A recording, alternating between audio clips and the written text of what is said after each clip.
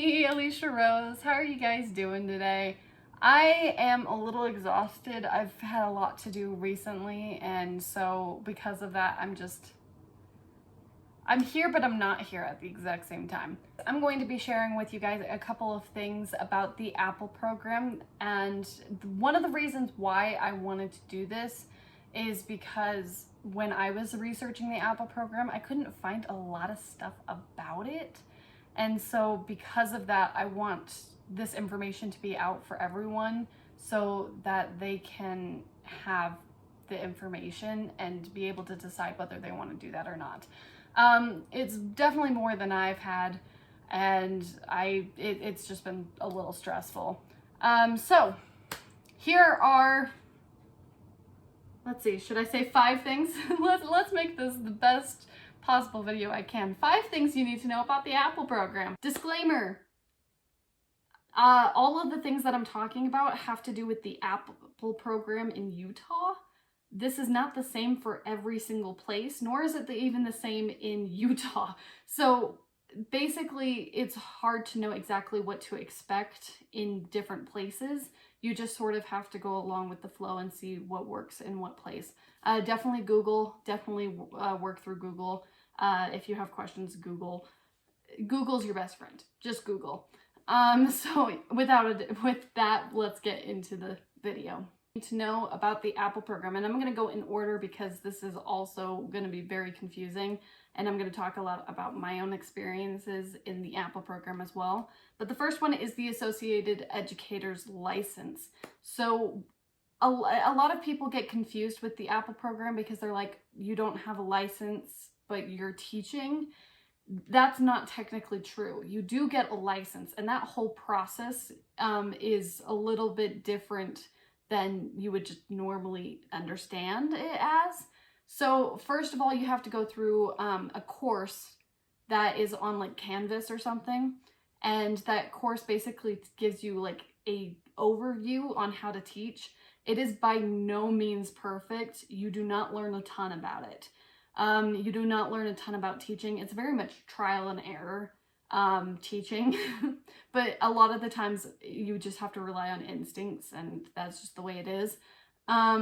Anyways, after you take that little module, you have to take the praxis, and the praxis is a test that you have to take for your specific endorsement. So if you are looking to do elementary education, then you will have to take the praxis for elementary education. Now, I'm an English teacher, so I took the praxis 4039, which had to do with English as the endorsement, and the 4039 basically has a whole bunch of questions. I think it's 3 different parts, and then there's the 2 short essays at the end. And all of that was very, very stressful for me. But thankfully, there are different books on it. There's some videos on YouTube you can look up about grammar that definitely help on the grammar portion. Like, all of it is just amazing and wonderful. And if you're worried about taking the praxis, unless I didn't know anything about books really, because I'm not that much of a reader, and yet I'm an English teacher, but I still passed the praxis, and most of that was because I did so well in the grammar portion. So just try your hardest on the praxis, and if you don't get it the first time, well, study, then take the praxis. If you don't do well your first time, you can at least understand where you're not strong at and go from there.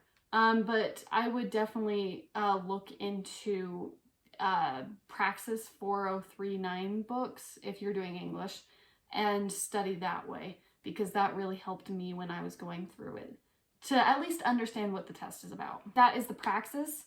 And then afterwards, after you do the praxis, you apply for your Associated Educator's License, and in there you pick your endorsement, you have your name, you have to have your cactus ID, all of that, and you put it together and you send it off. I got mine about a month later. I got my Associated Educator license about a month later. So yeah, basically all of that together took me about a year to do, because I took the module in the fall, and then I did my praxis in like February, March, and then I got the license around April. And by that point, I was having a hard time finding jobs, which is what we're going to go into the second one. Okay, so the second thing that you should probably know about is the fact that you have to get a job in order to continue the Appel program. So the whole entire thing hinges on the fact that you have to get a job. Now here in Utah, there has been a teacher shortage. And so because of that, a lot of people from the Appel program have been getting into work and getting work because of the teacher shortage. That may not be the same for everywhere, but in Utah, there has been a teacher shortage, and that's why they're accepting more and more people with the Appel program. That was the case for 2021. I'm not sure if that's going to be the case going forward. So if you're watching this from 2025, it may not be the case, but you still have to get the job. For me, that was incredibly stressful because, like I said, I got my license in April, and a lot of the recruiting happens like February, March. And so because of that, I was already towards the end of people already getting jobs, and I wasn't getting one.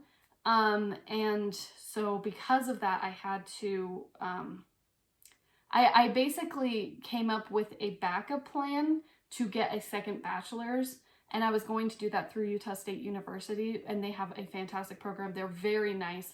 I talked to them a lot before I signed up for classes even. I even applied. I actually deferred a whole entire year because I didn't know whether this job would work out. So like, it was just a backup plan if I didn't get the job. Like 2 weeks before school even started, I actually got a job, and I actually interviewed in Tennessee, and I was doing like a whole bunch of vacation stuff at the same time, and I was able to get the job and start 2 weeks later, which was just insanity, because it was all in August, and usually you have a lot more time to prepare. I did not. In my particular school, they talk about drinking from the fire hose for your first year. That's exactly what it is. So it's a lot of unknowns that you have to sort of sort through, but I think it's also worth it in the end, and I'll talk to you about it why. I got the job, and I was assigned an Appel coordinator. I had to not only put my principal on there, but I also had to put a mentor that was going to help me through the situation. Honestly, I haven't even used my mentor except for my actual work. So because of that, it's like, you don't know. You don't know anything. Like I said, it's all unknown. You don't know anything, but it's okay anyways. So your Appel coordinator will be slow. Keep that in mind. My Appel coordinator had 110 Appel participants this year. And so because of that, she had to put a lot of things together, because basically you send your transcripts to your Appel coordinator, and they look at your transcripts and they say, okay, you've done this class, this class, this class, this class. That means you don't need this or this or this or this, and you need this and this and this and this. And they put it all together. And not only do they do that, but my Appel coordinator actually found places where I could take these classes. And so because of that, it took a really long time. I applied back in beginning of September, and I did not get my Appel plan until the first week of January. So that's why I'm saying it might take a while for everything to come together.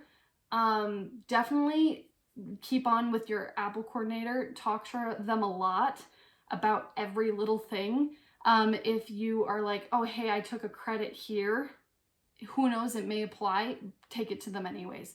I took a certificate the year before I joined the Appel program, and she was like, okay, great, send me the certificate, send me what classes you took.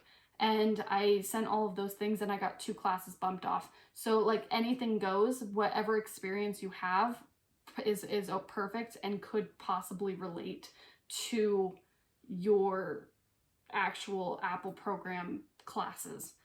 Now, on top of that, something that I always like to say is try to get an endorsement in like near the degree that you got. So if you have a bachelor's degree, great, because you're going to be perfect for the Appel program. If you don't have a bachelor's degree, you can't join the Appel program. That's also another thing you probably should know. But my degree in university was journalism, communications, and that's a very close to English, which is why I've been able to get so many classes bumped off, because that is the third thing that you should probably know. Number 3, your classes are dependent on your transcript. So I took a lot of journalism classes, I took a lot of communication classes, and because of that, I didn't need as much classes in my Appel program because a lot of things worked both ways.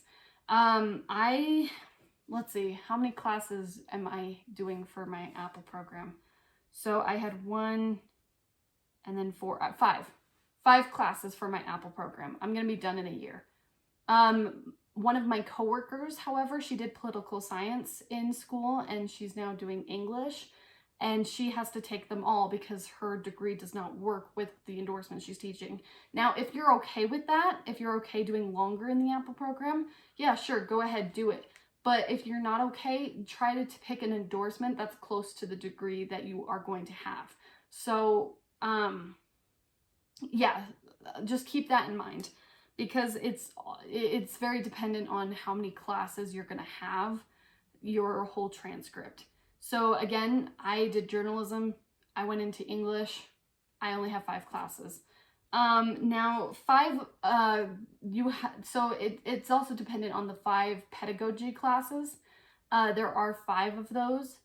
I got almost all of them except 1 bumped off. And that's the intro to special education, because I never did that in journalism. So there was a lot of things that I could just bump off because of it. And also I got 2 more bumped off because of the certificate that I did. So it again, very dependent on the classes that you are taking. Number 4, you will have to take the PPAT, which is the pedagogical something assessment. As you can tell, I totally know what it is. I am in the middle of taking it currently, for all of you guys who needed to know. So the PPAT, not the PPAP, that's a completely thing. The PPAT is a test that you have to take during your Appel program. For me, I had no idea that I could take it now rather than at the end of my program, but you can. What? Now, it's also dependent on your Appel coordinator whether you can get training for it or not. I completely suggest doing the training if you have the opportunity to do the training, though, because the training will help you to understand what each section is about, and they will give you materials to help you to get through it. So I'm pretty sure it's in my desk. Yeah, it's all right here. They gave me all of these papers. You can see how thick it is. They gave me all of these papers that had to do with, with the PPAT, and it helps you to know what to look for. The rubric it's going to be scored on, all of that is just available to you, either for free or for charge. For me, I had it for free because it was being offered for free, and I decided to take the opportunity because who wouldn't? But you do have to be aware of the opportunities that you're going to have. So the PPAT is consistent of 4 different parts. You've got task 1, task 2, task 3, task 4. Task 1 has to do all about your students. This one is not graded, but you do have to get feedback on it. So absolutely get the feedback, absolutely take the feedback and try really hard to up your score, because you do have to get a certain score. Task 2 is assessments, how well you can do assessments and everything. Task 4 is lesson planning. Or task 3, sorry, is lesson planning, and that's the one I'm currently doing right now. I'm almost done with it. And then task 4 is how you teach. It's basically all the other ones combined in the last one. So, yeah, there's a lot of things that the PPAT is a part of, and if you guys want, I can do a second parter where I talk only about the PPAT and what it entails. Then you have the final license, and this is the part that I'm not going to know a whole bunch about because I haven't finished the Appel program yet. But basically, I've been told after you complete the PPAT, you get the license.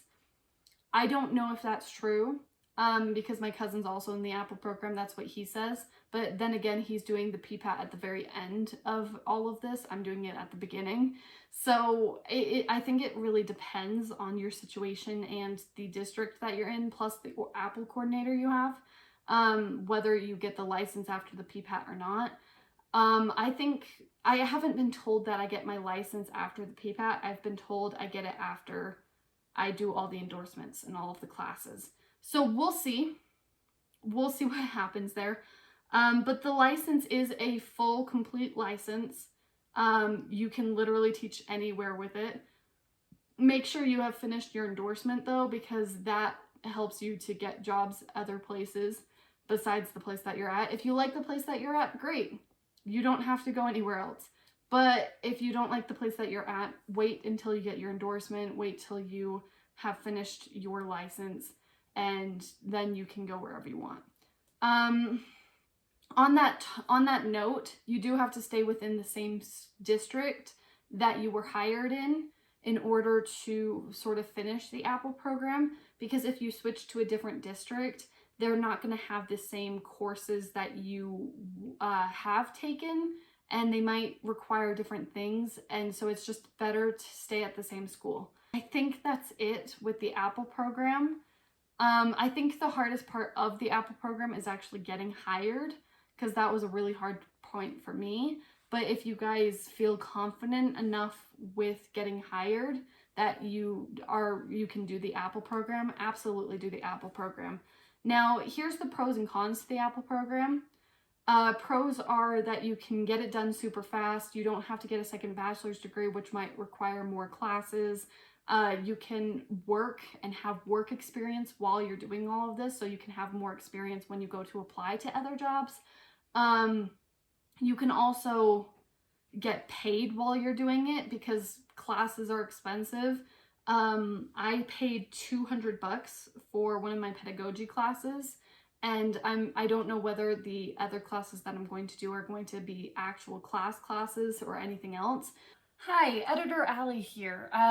So at this particular moment in time, as I'm going through all of my footage and editing it and everything, I recorded this like a month ago, first of all. Second of all, it's been really busy. I'm sorry, it has. I finally finished the PPAT, by the way. And I just want to say I have more of an understanding of the payment and the cost. So first of all, the pedagogy classes, they are lower in cost.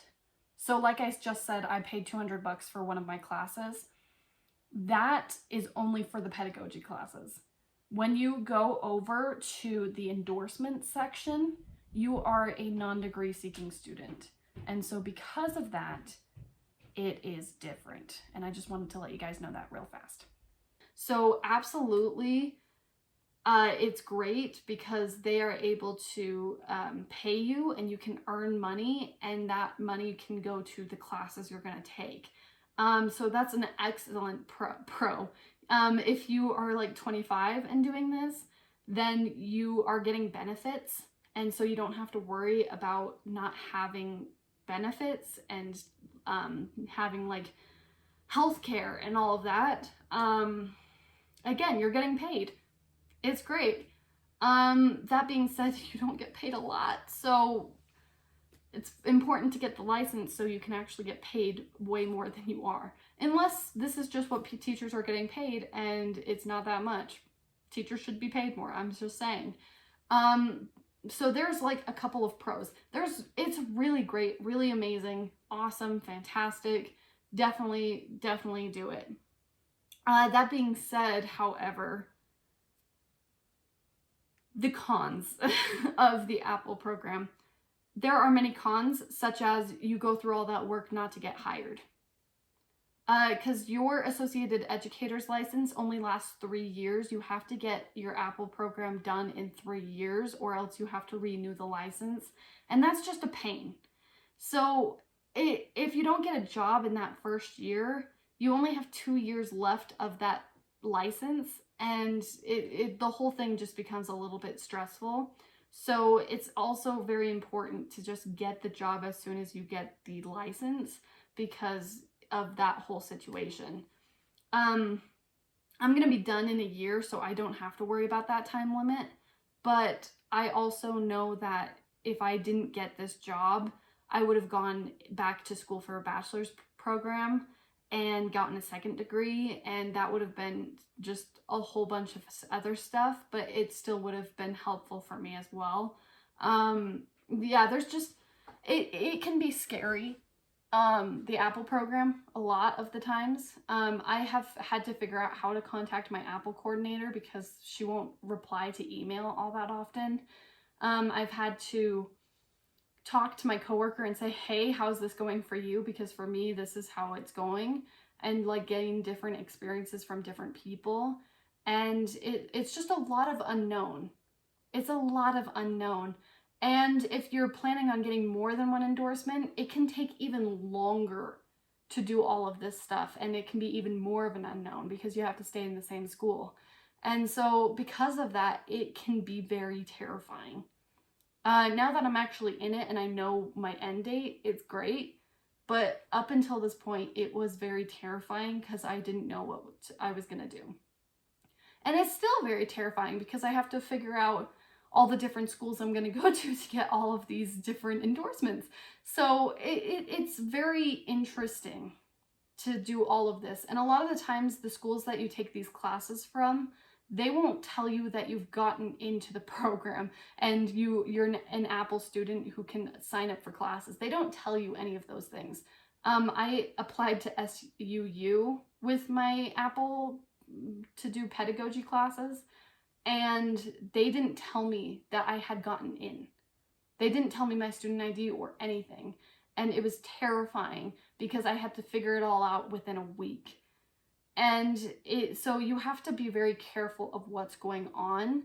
I punched a lot on my punching bag during that time because I was stressed out of my mind.